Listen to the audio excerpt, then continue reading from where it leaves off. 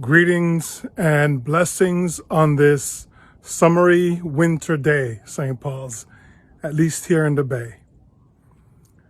As you all know, today in the United States, we celebrate the holiday of the Reverend Dr. Martin Luther King Jr.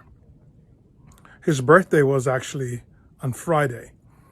He would have been 92 on that day. The church also has a special celebration today.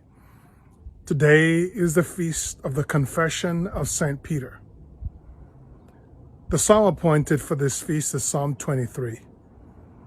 And since I assume that you all are familiar with Psalm 23, the Lord is my shepherd, let me share with you instead the gospel reading that is assigned for the feast of the Confession of Peter.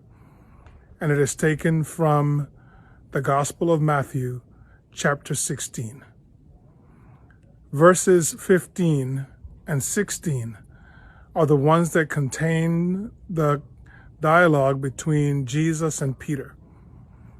Jesus asks all of his disciples, "But who do you say that I am?" And Peter responds, "You are the Messiah, the Son of the living God." As you know, Jesus goes on to say to him that indeed these words were inspired to Peter by heavenly sources, not by human sources. And I think that that is an important issue to remember when we think about this feast, particularly in connection with the celebration of Martin Luther King Jr.'s life and legacy. Very often when we think about Martin Luther King Jr., we think about his works for civil rights. And we forget that his aim was not just simply a feel-good story that he was trying to fulfill, but rather this was a call to ministry that he felt in his life.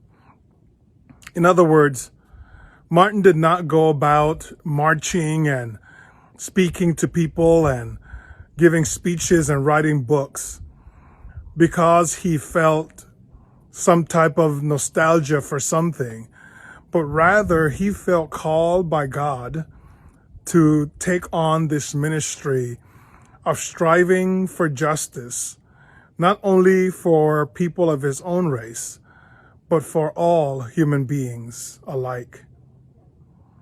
It was his conviction of the love of God and the building of the beloved community that inspired him.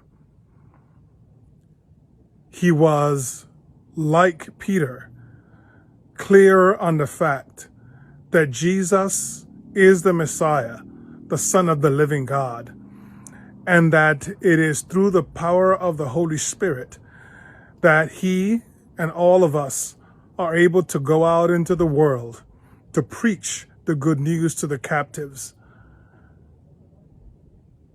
And yes, just like Martin, or should I say, the way in which Martin and Peter went about preaching are similar. If you remember the story from the book of Acts, Peter, after receiving the gift of the Holy Spirit along with the other disciples on Pentecost, publicly was able to profess with no fear the good news about Jesus Christ. In that same way, Martin Luther King, in his own time, having the Holy Spirit living in him, was able to fearlessly proclaim freedom for the captives, for those who are suffering because of unequal rights as they were living in this country. It is only by the power of the Holy Spirit that either of them was able to do that. And it is a wonderful invitation for us to recognize that same Spirit present in us, calling us to join the struggle for justice under the banner of God's love through the power of the Holy Spirit. My beloved, may the Holy Spirit continue to guide you and strengthen you as you find yourself surrounded and strengthened by God's eternal grace and love. Blessings to you on this day.